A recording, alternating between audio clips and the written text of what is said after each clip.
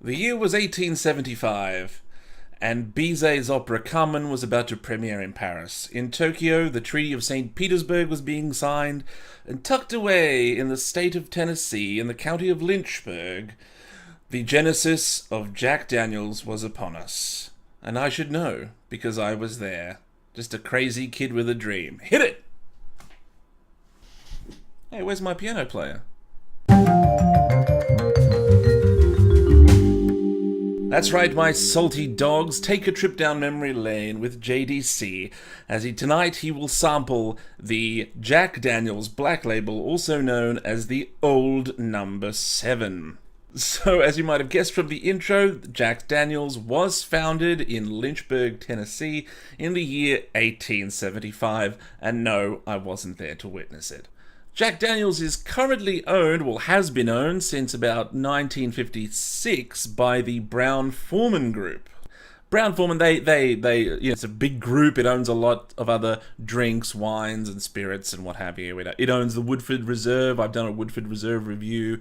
It owns Glenglassaugh. It owns Ben Reich, I think. Yeah, it owns a lot. It's almost like Diageo. It owns everything. So this is their chief selling product. It's their flagship, and they sell literally truck tons of it. I believe in the fiscal year of 2012-2013, they sold 11 million cases of the Old Number 7. That's a lot. That really is a lot. And a little bit of a almost personal touch to this is this was a favorite drink, well, Jack Daniels as a whole was a favorite of Frank Sinatra. Now, what does Frank Sinatra have to do with anything? Well, in my private life, I get a bit of work out there as a singer. And one of my idols, my inspirations, if you will, is Frank Sinatra. So when I got into whiskey and I learned that Sinatra was a big fan of the stuff as well, in particular of the Jack Daniels, I felt a little bit of a kinship there. It is said that he was actually buried with a bottle of Old Number 7 in the casket with him. So this one's for you, Frankie. It's best to get these things out in the open. It's an affordable bottle of Tennessee whiskey here. That's a nice way of saying it's cheap. Let's compare apples and apples.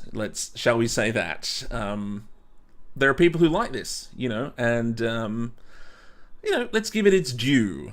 Let's not be overly skeptical about what we're going to find within.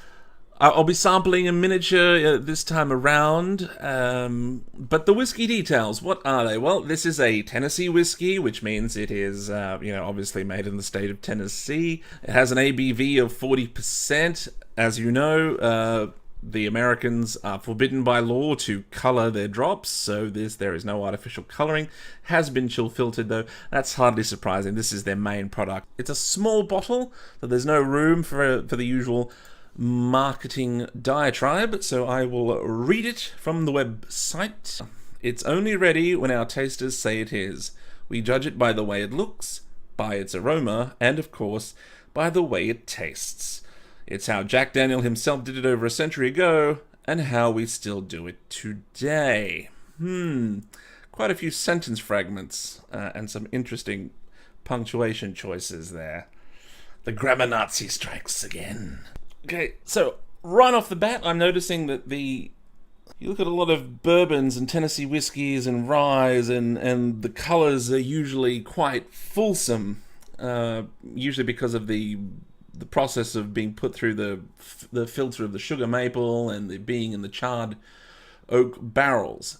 I'm not saying this is colorless, because it obviously does have a color, but it's not as deep as I see with other stuff. It's quite the coloring is quite light for a Tennessee whiskey, but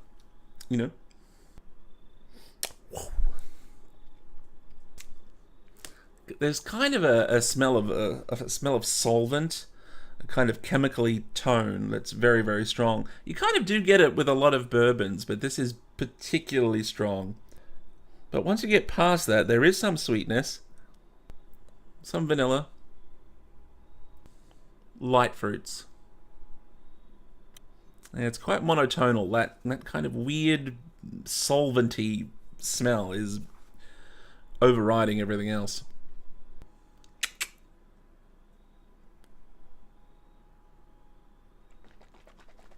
Okay, so there is some sweetness in there. You can taste the alcohol. Some very, very mild vanilla. Kind of really have to search for it, though. It is oaky. There's a weird chemical-y note in the taste as well. I'm not sure where that comes from. What it could possibly come from, I'm not sure. Okay, it's a very, very short finish. Not more very, very. It's just a short finish. And it's predominantly of the oak. So, the Jack Daniel's Tennessee Whiskey Old No. 7. What did I think? Well, I think it's a good mixing dram. Look, I mean, neat is probably not where the strength of this lies. Something that solventy quality, that chemical note is not particularly pleasant. But overall, I wouldn't say this was an absolute train wreck. If I was out and I didn't want to drink anything neat, this is probably something I would consider having with, Coke or whatever. So on that level, I mean, it's perfectly serviceable. At the risk of sounding a wee bit snooty, my personal preferences are for something a little bit higher up on the shelf. I hope you have enjoyed this review. If you have, please do subscribe to the channel. That encourages me to release more and more and more. If you liked the video itself, give it a thumbs up, and I look forward to sampling another whiskey for all you salty dogs very, very soon. Heaven, I'm in heaven, and my heart beats so that I can hardly speak. And I seem to find the happiness I seek watching JDC drinks whiskey once a week.